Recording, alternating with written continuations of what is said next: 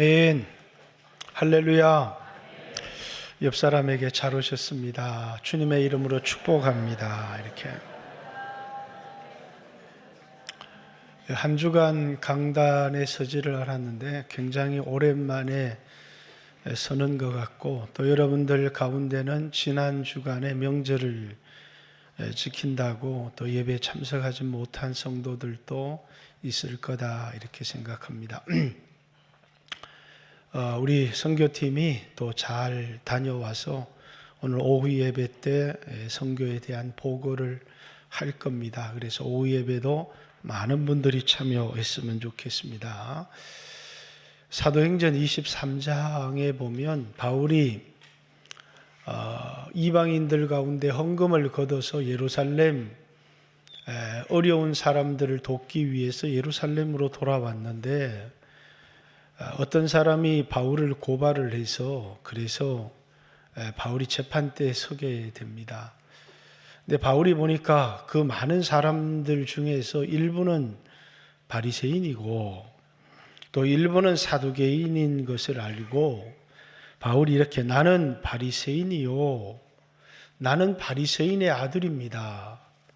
내가 죽은 자의 소망, 부활을 인해서 내가 오늘 이런 핍박을 받게 된 겁니다. 그랬더니 이제 바리새인과 사두개인 사이에 큰 갈등이 일어나서 이제 바리새인들이 바울을 보호하려고 합니다. 바리새인과 사두개인들 사이에는 하나님을 믿지만 그 하나님을 믿는 이유가 좀 달랐습니다. 사두개인들은 현세의 축복을 받기 위해서 하나님을 믿었습니다. 그들은 부활도 없다고 했고, 그들은 천사도 없다고 했고, 그들은 영도 없다고 했고, 그들은 성경도 모세 오경만을 성경이다 이렇게 생각을 했습니다. 그러나 바리새인들은 하나님을 믿는 목적이 좀 달랐습니다. 이 땅에서 돈도 사랑하고 이 땅에서도 부자가 됐으면 좋겠지만 그들의 소망은 죽은 자의 부활이 그들의 신앙의 중요한 이유였습니다. 그래서 그들은 천사도 있다고 믿었고, 죽은 자의 부활도 있다고 믿었고, 영도 있다고 믿었고, 성경도 모세 오경 토라만 성경이라고 한 게 아니라 모든 선지서와 시가서조차도 그들은 다 하나님의 말씀 성경이라고 믿었습니다. 그러니까 바리새인들과 사두개인들은 그 당시에 종교적인 지도자 역할을 감당했지만, 신앙의 이유가 한 사람은 현재 내가 부자가 되고 내가 권력도 얻고 내가 편안하게 잘 사는 것이 신앙의 목적이었고, 또 한 부류의 바리새인들은 현세에도 잘 되기를 원했지만 그들이 소망하는 것은 죽은 자의 소망인 부활을 기대하고 하나님을 믿었다라는 겁니다. 오늘 사도행전 4장에 나와 있는 이 본문의 이야기는 바리새인들의 이야기가 아닙니다. 사두개인들이 이 사도들을 핍박하는 이야기가 기록되어져 있습니다. 자, 2절에 보면 예수 안에 죽은 자의 부활이 있다고 백성을 가르치고 전함을 싫어하여. 누가 싫어했겠어요? 사두개인들이 싫어한 겁니다. 사두개인들은 그 당시에 로마와 결탁을 해서 분쟁이 일어나기를 싫어했을 뿐만 아니라 모든 대제사장직과 성전의 직무를 독점하고 있었던 사람들입니다. 그래서 이제 6절에 보면 대제사장 안나스와 가야바와 요한과 알렉산더와 및 대제사장 문중이 다 참여하여 사도들을 가운데 세우고, 이렇게 6절에 나오는 대제사장 안나스, 또 그 사위 가야바, 요한, 알렉산더 및 대제사장 문중, 이 사람들은 다 사두개인들에게 속하는 사람들입니다. 이 사람들이 뭐가 너무 싫으냐면 사도들이 죽은 자의 부활, 그래서 예수 안에 있는 이제 죽은 자의 부활이 있다고 백성을 가르치는 걸 너무너무 싫어했습니다. 예수님을 죽이는 일에 바리새인들과 사두개인들이 합작을 하기는 했지만 그들은 신학적으로 신앙적으로 전혀 다른 사람들이었다는 겁니다. 오늘 우리 영광교회 모든 성도들은 부활을 믿습니다. 뿐만 아니라 이 세상에서도 잘 되기를 원합니다. 우리는 사두개인은 아닐 겁니다. 그죠? 그러나 사두개인과 같은 신앙생활을 하는 사람들은 굉장히 많이 있습니다. 뭐냐면 신앙의 목적이 그의 나라와 그의 의를 구하며 죽은 자의 소망인 부활을 기대하고 더 나은 부활을 소망해서 신앙생활을 하는 사람들이 아니라 그저 관심이 이 땅에 어려운 문제들이 해결되어지고 자식이 성공을 하고 내가 부자가 되어지고 또 질병에 걸렸을 때 고침을 받고 이런 일도 우리에게 일어나야 합니다마는 그러나 뭡니까? 우리의 관심은 그의 나라와 그의 의를 먼저 구하는 것이 왜 그의 나라와 그의 의를 먼저 구하느냐? 우리는 우리의 소망이 사두개인들처럼 현세의 성공에 있는 게 아니라 현세에도 성공하기를 원하는 마음, 그것을 위하여 기도할 수 있지만 우리의 궁극적인 목적 먼저는 그의 나라와 그의 의를 구하고 그의 나라와 그의 의를 구하기 위해서 이 땅의 현세적인 축복들을 희생하며 살아가는 사람들이기 때문에 우리는 사두개인과 같은 신앙생활을 하는 사람들은 아닙니다. 우리는 부활을 믿고 있지만 하늘에 대한 소망을 가지고 있기보다는 이 세상 성공에 대한 소망을 가진 사람들이 더 많이 있습니다.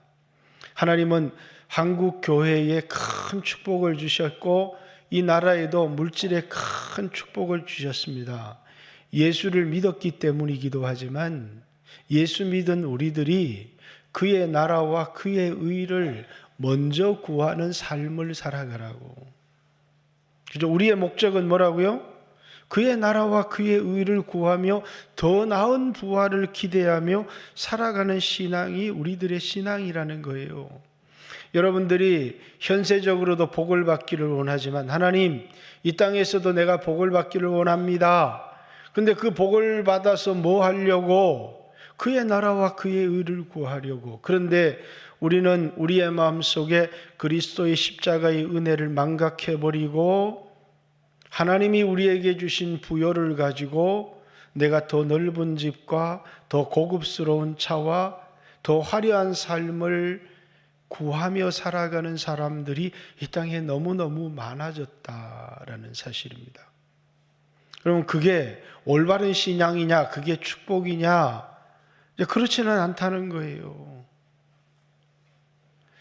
이번에도 선교 가서 예수 믿으면 부자가 되느냐? 예수 믿는다고 성경에 예수 믿어서 부자 된 사람은 별로 나오지 않아요. 예수 믿은 사람들이 이 땅에 사두개인들처럼 부여를 추구하던 사람들이 이 땅에서 하나님이 주신 것으로 먼저 그의 나라와 그의 의를 구하는, 그게 뭡니까? 주님이 우리에게 가르쳐 주신 기도입니다. 그의 나라와 그의 의를 구하기 위해서 주님께서 이 땅에 우리의 죄도 용서해 주시고 우리에게 일용할 양식도 주시고 또 무엇을 먹을지 무엇을 마실지 염려하지 말라고 하셨고, 이 모든 것이 너희에게 있어야 될 줄을 아시고 그걸 공급해 주시는 이유가 뭐라고요? 그의 나라와 그의 의를 구하는 삶을 살아가라고. 그것이 이 땅에서 우리가 살아가는 진정한 축복이라고. 이 땅의 삶은 잠깐이고 하나님의 나라는 영원하다고. 그런데 오늘 바리새인들처럼 눈에 보이는 세상 것을 사랑해서 거기에 빠져버린 사람들이, 그리고 부활에 대한 소망을 잃어버린 사람들이 너무나 많아요. 근데 초대교회 이 사도들의 메시지가 뭐라고요? 죽은 자의 부활, 예수 안에 있는 죽은 자의 부활에 대하여서 그들은 가르치고 전하였고, 그 죽은 자의 부활에 대한 소망을 가지고 이 땅에 자신들은 자신의 배도 버려두고 그물도 버려두고 부친도 버려두고 예수님을 따라갔던 사람들이 제자들이기 때문에 그래요. 우리도 이번에 이제 선교를, 우리 교회는 이제 저를 이어서 다음에 담임 목사가 되는 사람도 계속해서 이제 선교하는, 우리가 선교해야 될 중요한 이유가 뭐예요? 여러분, 물질의 부자가 되기 위해 선교하는 것은 아니지만 하나님이 선교를 할 때 우리의 필요들을 채워주시기 때문이에요. 하나님이 우리에게 물질의 부여를 부어주신 것은 하나님 나라를 구하라고 부어주셨다는 사실을 잊어버리면 안 돼요. 그래서 이번에도 선교팀이 가는데 보니까 하나라도 더 주고 싶어서 그냥 너무너무 검소하게 이렇게 생활을 하는데, 저도 이게 좀 몸이 많이 낡았나 봐요. 마지막 날 돌아오는데 마음속에 그런 생각이 좀 드는 거예요. 이렇게 비싼 음식을 먹을 바에는 호텔을 좀 좋은 데를 잡지. 이 호텔이 8불짜리 호텔이면 우리나라 돈으로 8,000원, 10,000원짜리 호텔에서 자는데 냄새도 나고 그런 거예요. 그래서 보영이한테 돌아오는 길에 조금 제가 불평을 했어요. 보영아, 좀 이렇게 비싼 음식 먹을 바에는 좀 호텔을 좀 좋은 데를 했으면 좋겠다. 이 호텔 누가 잡았냐? 그러니까 자기가 잡았대요. 근데 내가 돌아오면서 그 마음에 좀 후회가 되는 게, 예수님은 이 구유에 오셨는데 그 구유에 오신 예수님, 우리처럼 되신 예수님을 잠시 마음에서 잊어버린 것 같다. 그래서 좀 편안한 호텔에 잤으면 좋겠다. 그런 마음의 소망 때문에 좀 보영이한테 조금 불평을 얘기한 것 같아요. 그래서 하나님, 보영이한테는 얘기하지 않았지만 이 말은 취소입니다. 우리 어느 순간에 이 육신의 생각, 편안하게 살고 싶은 마음, 그죠? 그 마음이 우리의 마음을 파고드는 순간에 우리는 이 세상의 구유에 오신 예수님을, 십자가를 지신 예수님을 잊어버리고 우리는 어떤 삶을 살아갈 수밖에 없느냐면 세상의 편안함을 추구하는, 세상의 축복이 우리의 신앙의 동기가 되고 이유가 될 때가 너무 많다는 거예요. 하나님이 대한민국을 축복해 주신 이유는 선교하라고, 복음을 전하라고, 그것을 누리고 나는 하나님 앞에 선택을 받은 사람이요 축복을 받은 사람이라는 걸 과시하라는 게 아니고 그것으로 섬기라고 하나님께서 우리 민족에게 주신 부여고 축복이다고 생각합니다. 그런데 우리는 주님의 이 목적을 잊어버릴 때가 많아요. 신앙의 동기, 신앙의 목적이 뭐라고요? 이 땅이 아니라고요. 이 땅은 수단이고 주님을 위해 살 수 있는 기회고 방법이지 목적은 아니라고. 우리의 목적은 하나님이 주시는 더 나은 부활, 그 더 나은 부활을 기대하면서 우리는 복음을 전하고 선교하는 삶, 그의 나라와 그의 의를 구하는 삶을 살아야 되는데 우리의 마음속에 어느 한순간 육신의 생각이 들어와서 그래서 우리는 세상의 풍요에 빠져서 살아가고 있지 않은가. 그래서 여러분, 우리 영광교회는 이 선교하는 일, 저도 이게 막 선교할 때는 긴장을 해서 몰랐는데 돌아오고 나니까 어젯밤에도 끙끙 앓았고 지금도 몸에 아픈 곳이 많이 있습니다. 그렇듯이 선교는 육체의 한계가 도달하면 할 수 없지만, 그렇지만 우리 교회는 끊임없이 선교를 이어가는, 선교는 우리의 즐거움을 위해서 하는 게 아니라 그의 나라와 그의 의를 구하기 위해서 더 좋은 부활을 기대하며 우리에게 주신 것을 복음을 나누는 통로로 사용하는 것이 진정한 선교다. 그래서 오늘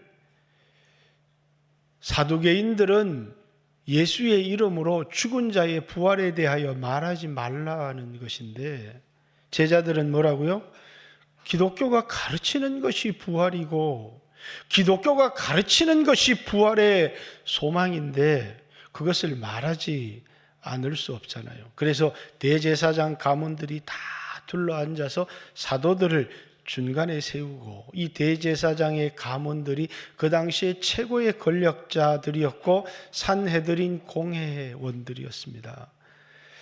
누가 너에게 이런 권세를 주었느냐, 무슨 권세로 이것을 가르치느냐, 이렇게 제자들에게 이 말은 그냥 누가 너에게 이런 권세를 주었고 무슨 권세로 너가 이것을 가르치느냐, 간단한 질문인 것 같지만 예수님이 성전에서 청소하고 나왔을 때에 이 이스라엘 지도자들이 예수님이 무슨 권위로, 마태복음 21장은 똑같은 겁니다. 무슨 권세로, 또 누가 이런 권위를 너에게 주었느냐, 이 말은 예수님의 이 성전을 정결하게 한 사건, 또 이 성전을 허물어 버려라 내가 사흘 만에 다시 일으키리라, 이 성전을 그들은 모독했다.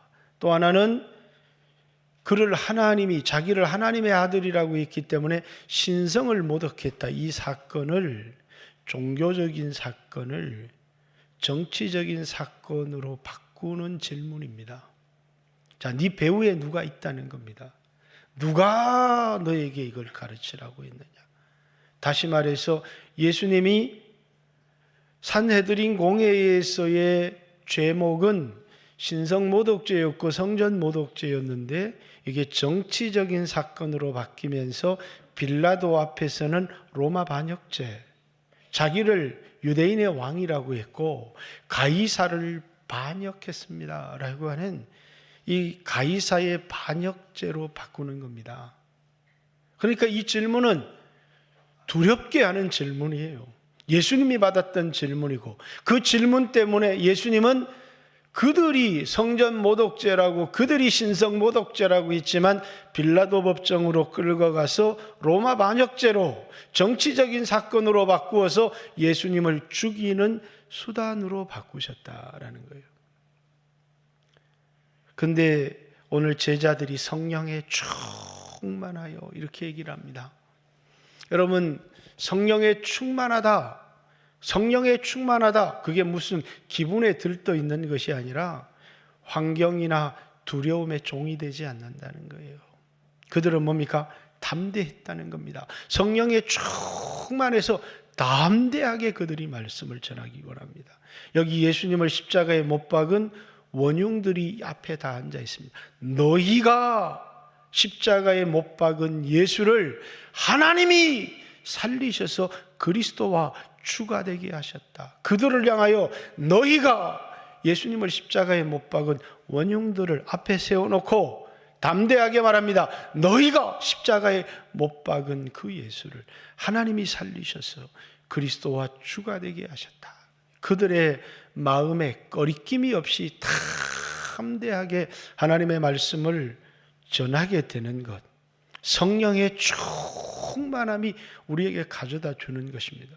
뿐만 아니라 마태복음의 말씀에 보면 너희들이 권세자 앞에 끌려갈 때 무엇을 말할지 염려하지 마라. 너희 안에 계신 성령님께서 너희가 무슨 말을 해야 될지. 그래서 이 사도들이 하는 말이 학문이 없는 범인인데 그들의 하는 말이 신령한 지혜가 있더라는 것입니다.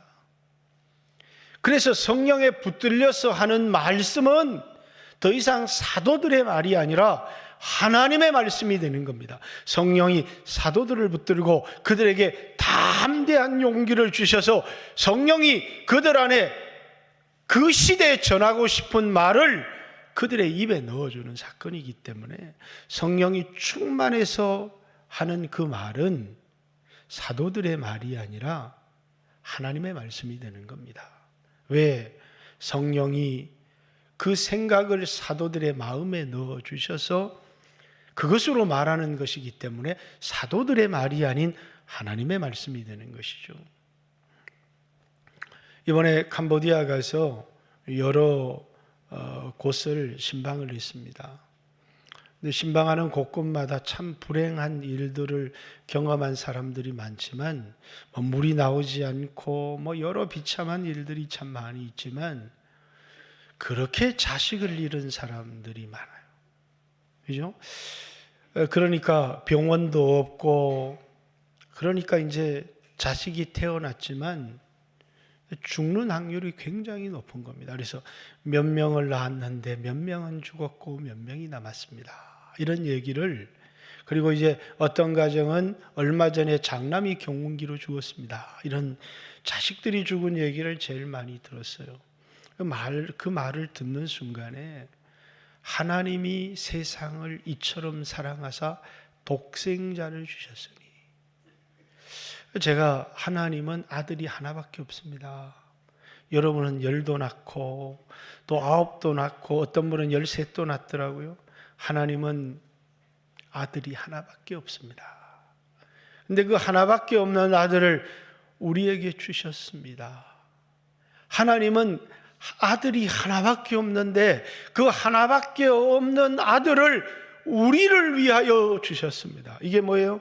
하나님이 세상을 이처럼 사랑하사 독생자를 주셨으니, 하나님은 하나밖에 없는 아들을 우리를 사랑하여 내어주셨습니다 라고 하는, 얼마나 하나님의 입장에서 기가 막힌 이야기고, 우리에게도 뭡니까? 우리를 향한 하나님의 사랑을, 그 사랑이 얼마나 크고 놀라운지를 느끼게 하는 그런 말씀입니다. 하나밖에 없는 아들을 우리를 위하여 주셨습니다. 그래서 예수는 하나님의 메시지입니다. 우리를 사랑한다고 하시는 하나님의 메시지입니다. 하나님이 우리를 사랑하셨기 때문에 우리에게 아들을 보내주셨습니다. 그리고 또 하나님은 이 마을에 그 사랑을 전하는 선교사도 보내주셨습니다. 그것은 하나님이 당신들을 사랑하신다고 하는 하나님의 사랑의 메시지입니다. 그렇습니다. 이 성령에 충만해서 사도들이 그들에게 너희가 십자가에 못 박은 예수를 하나님이 살리셔서 그리스도와 주가 되게 하셨습니다. 성령이 충만하여 그들에게 외치기 시작합니다. 지금이라도 회개하고 돌아와야, 왜? 예수가 그리스도시고 주님이시기 때문에. 그 말을 다른 말로 건축자의 버린 돌이 모퉁이의 머릿돌이 되었습니다.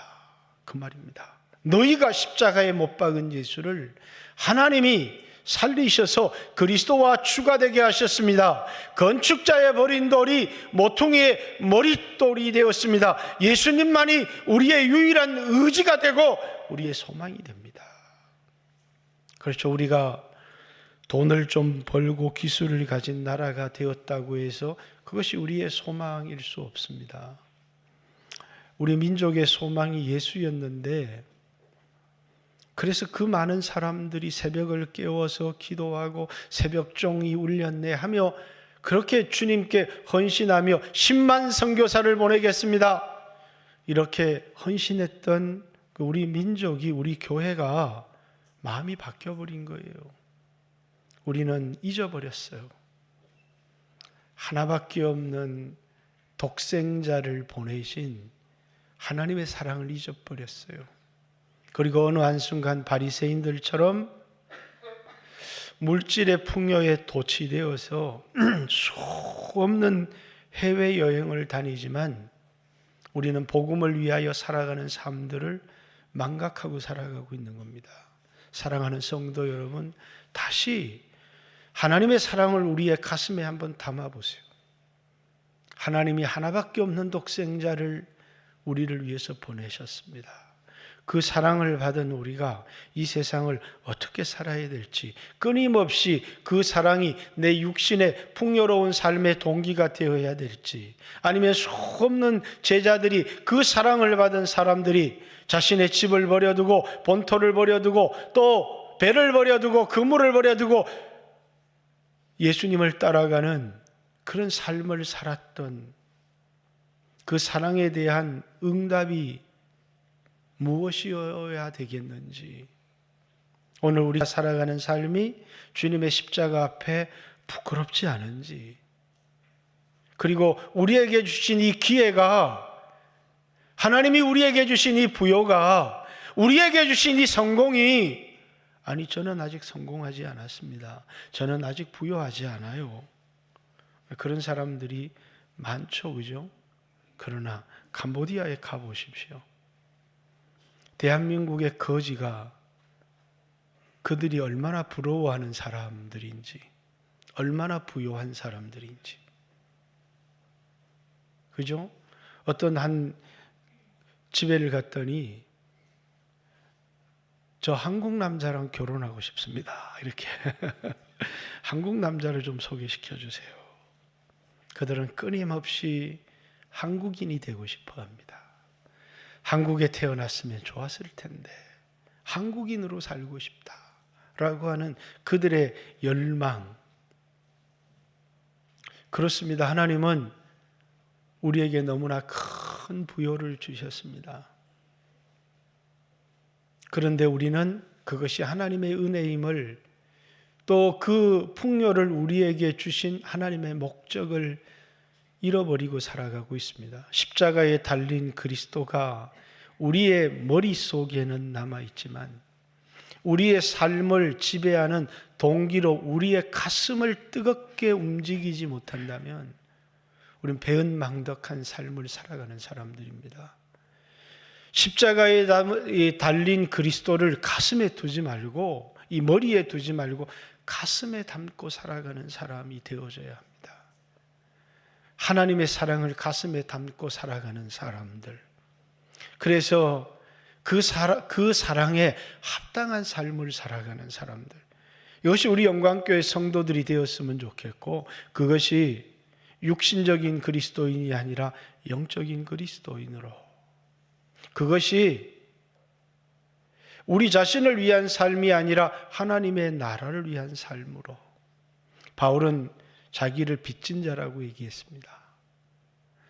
빚졌기 때문에 헬라인도 또 야만인에게도 내가 어리석은 자에게, 지혜로운 자에게 다 내가 빚졌다. 그 말은 그들에게 복음을 전해야 될 빚이 나에게 있다. 그래서 복음의 빚을 졌다. 로마서 8장에 자기는 빚진 자, 우리는 빚진 자로 돼 육신에게 줘서 육신대로 살 것이 아니라 이렇게 얘기를 했습니다. 빚진 자로서 더 이상 육신의 정욕대로 살지 아니하고 말씀에 순종하는 삶을 살아가는 것. 이것이 뭐라고요? 빚진 마음, 사랑을 받은 사람, 그리스도의 십자가를 가슴에 담고 살아가는 삶이 아닌가, 그렇게 생각합니다. 우리 영광교회 모든 성도들이 십자가에 달린 그리스도, 하나밖에 없는 아들을 우리 위하여 내어주신, 이처럼 사랑하사 하나밖에 없는 독생자를 우리 위하여 주셨으니 라는 그 사랑을 가슴에 담고 사랑의 빚진 자로 성교적인 삶을 살아가고 육신적인 삶이 아닌 말씀에 순종하는 삶을 살아가는 우리 영광교회 모든 성도들이 되었으면 좋겠다. 가장 중요한 오늘 질문입니다. 9절.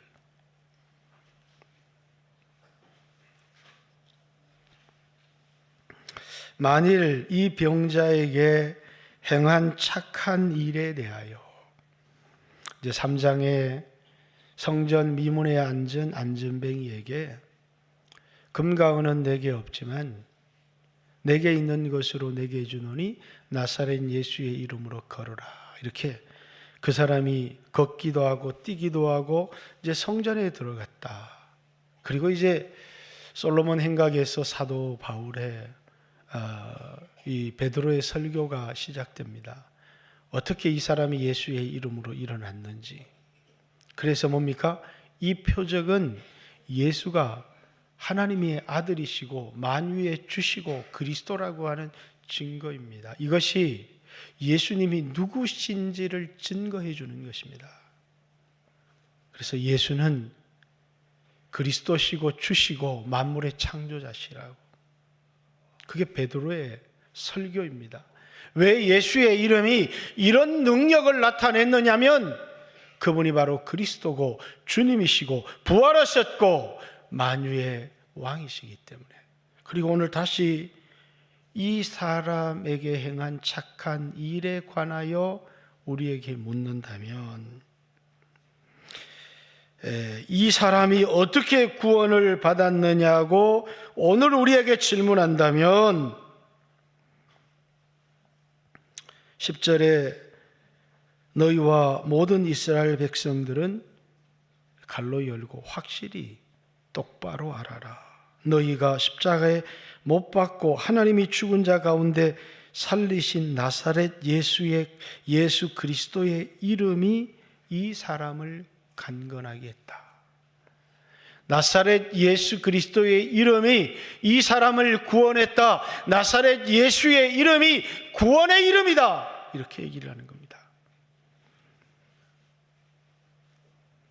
12절 다른 이름으로 구원을 받을 수 없나니 천하 사람 중에 구원을 받을 만한 다른 이름을 우리에게 주신 일이 없습니다.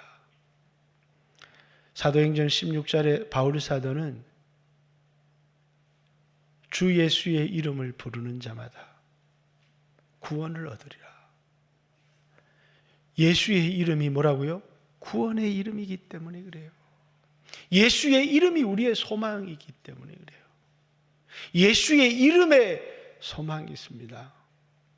자, 오늘도 이 구원이라고 하는 것은 죄로부터의 구원, 그래서 하나님의 자녀가 되기도 하고 부활의 영광을 누리는 구원도 있지만 이런 구원의 그림자로 오늘 본문에 보면 안진뱅이가 일어나기도 하고 눈먼 자의 눈을 뜨기도 하고 또 오늘 이 땅을 살아가는 수없는 그리스도인들에게 오늘 우리에게 필요한 구원이 있잖아요.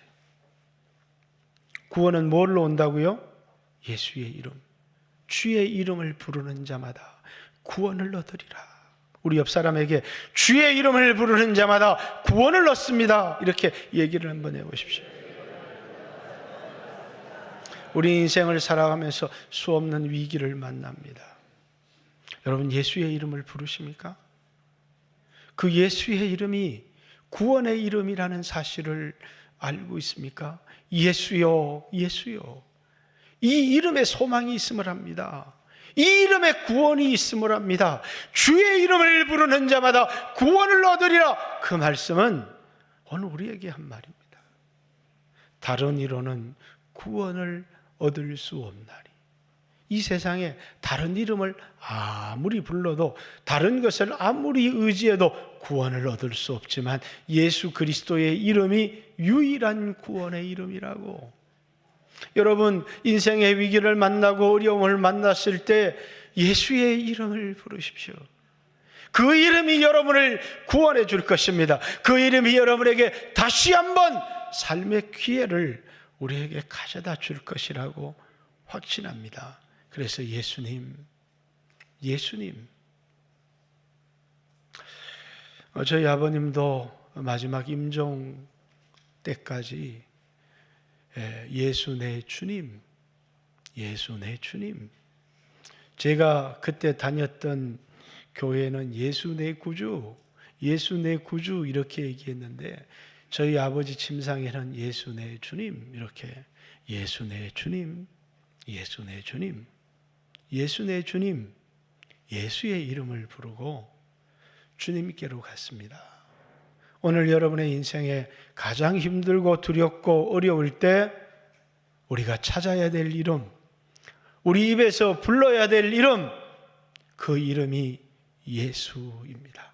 나사렛 예수의 이름이 이 사람을 낫게 하였느니라 한 것처럼 나사렛 예수의 이름이 여러분을 구원해 줄 겁니다. 이 나사렛 예수의 이름이 구원의 이름인 것을 기억하고 우리 영광교회 모든 성도들도 위기와 어려움 속에서 이 나사렛 예수의 이름을 부르는 귀한 성도들이 되시기를 주님의 이름으로 축복합니다. 같이 한번 하나님 앞에 기도했으면 좋겠습니다. 오늘 이 자리에도 여러 위기를 만난 성도들이 있을 겁니다. 건강의 위기, 또 물질의 위기, 가정의 위기, 자녀의 위기. 예수님께 소망을 두십시오. 예수님, 나는 이 이름이 구원의 이름이라고 들었습니다. 그래서 이 이름을 저는 부릅니다. 이 이름에 내 소망을 둡니다. 이 이름을 의지합니다. 나사렛 예수의 이름으로 기도하고 나사렛 예수의 이름으로 명령하노니 모든 악한 것들은 떠나갈지어다. 이렇게 기도하면서 이 시간 우리가 나사렛 예수의 이름을 부르며 우리를 구원해 주십시오. 어려움을 당한 성도들을 구원해 주십시오. 그리고 내 마음속에 십자가에 못 박힌 그리스도를 잊지 않게 해 주십시오. 주여 하시고 같이 한번 2, 3분 기도합니다. 기도드리겠습니다. 주여